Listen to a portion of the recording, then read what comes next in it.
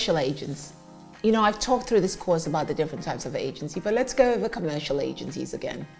Commercial modeling is broader and more general type of modeling compared to the other types. They represent all types of models, so commercial models tend to be more like the average girl or boy next door, as I mentioned earlier. Anyone can be a commercial model, and commercial modeling agencies are always looking for different people to represent. But some agents may prefer having only 1 or 2 models with the same look. For example, you may be rejected by commercial agents because they already represent someone that looks similar to you. This is not bad news. All you have to do is go and see another commercial agent. Commercial modeling is often compared with high fashion or editorial modeling, but these are not the same thing. Unlike fashion modeling, for commercial modeling, I would advise you to build a small portfolio of professional photos of you wearing day-to-day clothes and showing off your personality, which will really grab the attention of an agent. Commercial agencies like to see professional images because they usually do not develop you as talent, but rather they send you on commercial or print auditions to get work, so they like to see what you will look like in a commercial or print advert. Some commercial models even take acting classes, as this helps with television commercials. But acting classes are not necessary, as most commercial modeling gigs are print jobs. Compile a list of commercial agents and call them to see what their requirements are. Some agencies have open calls once a week or a month, where potential new models can come in to see them, and the agency can decide if they can sign them on. You can usually find out about open calls on an agency's website. If you're under 18, please make sure you attend with a parent or guardian and never sign any paperwork with an agent without adult supervision. Some agencies, on the other hand, may ask potential future models to send in photos of themselves before deciding if they want to represent them or not. Remember that commercial agents prefer more natural-looking models.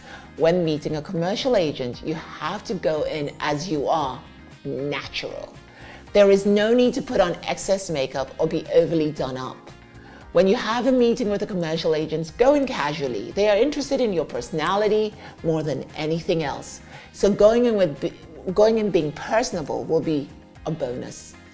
One thing I must emphasize through all of this is that you should not take anything personally in the modeling arena. Some agents may be rude, or they may not be the most sociable, but this has nothing to do with you. They are busy people. Remember that many models are trying to get agents every day, so if you do not sign the first time, try again in the future. If you're determined, you will eventually find an agent, and they will notice your passion and enthusiasm. Finding an agent is important in the modeling world, but it's not necessary, and that's why I keep on talking about this. So, you know, when you are looking for an agent, don't be disheartened if the first agent doesn't sign you on. So ladies, you know, one thing is most girls that want to be models want to be high fashion models. Now, I must tell you, being a high fashion model it's not impossible, but it can be difficult. Because the thing is, high fashion models are a certain type of model. To be a high fashion model, you have to be of a particular body type. And not every girl is blessed with that body type. But as I mentioned earlier, there are lots of different types of modeling you can get yourself involved in. So in this section, I'm going to be talking about high fashion models, or what we sometimes call runway models.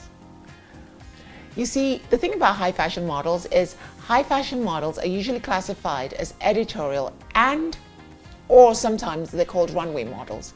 And they are hired to model the fashion designs of high-end fashion designers. This is one of the highest paid categories of modeling. High fashion models are rare. This is because most aspiring male and female models do not meet the high standard required to be a high fashion model. You generally must be about 5'9" and above and have a different look about you. But the look does not necessarily mean that high fashion models are the most beautiful or handsome. Even though runway models may have a different look or facial appearance, they all have to be a similar body shape. These models tend to have lean body types, very lean and thin, and long arms and legs, kind of like mannequins in a shop. Let me mention here that you do not have to be super skinny or anything like that, but you have to be between an American size 2 and a 4 or a UK size, I would say a UK size 6 to 8, at least 5'9", and have good skin and nice teeth. Like commercial modeling, fashion models are usually represented by agents, though you can build your own portfolio on social media or upload it on a modeling platform. Fashion modeling agents are usually not looking for you to already be established. So when you're approaching a fashion modeling agency, you don't necessarily have to have your whole portfolio together. Your agent will schedule for you to do test shoots with photographers to build your portfolio. My advice would be to save your money on expensive professional photos and just send agents regular photos or Polaroids with your full face and hair behind your ears, kind of like this, because they want to see your face, and some images with your hair down.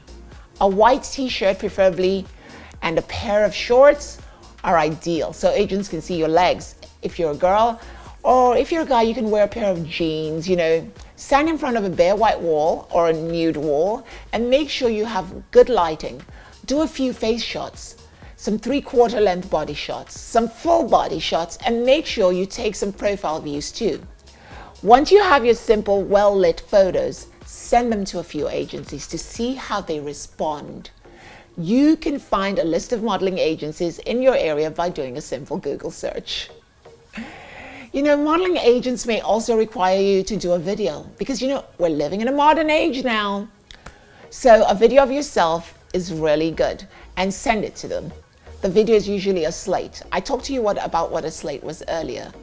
And a profile view in which you look at the camera, say your name, height, and then you turn to the left, profile, turn to the right, profile, and then you do a 360 turn. You also usually say a bit about yourself. The video should be no more than 2 or 3 minutes, and it gives an agent the idea of what you look like on film and your personality. There are parts of fashion modeling that could cross over with commercial modeling, and some fashion models do end up having successful commercial modeling careers. As we discussed, there are many advantages of being represented by a modeling agent. Most clients trust agents and directly book models through them. As well, sourcing work, modeling agents also manage your schedule, deal with contracts, and ensure all clients are vetted. But if you do not succeed in finding an agent, this should not stop you from starting to build your portfolio online and trying to look for work. Why don't you look for work yourself as a freelance model? That's why, the modern age is really good, because in the modern age, you can look for work yourself as a freelance model. You do not necessarily need a modeling agency because you can go out there, put your stuff on Instagram, put your stuff on social media apps, use Twitter to tweet to the agent so that they can see your stuff. One of the things I love about the modern age today is that anyone can be successful.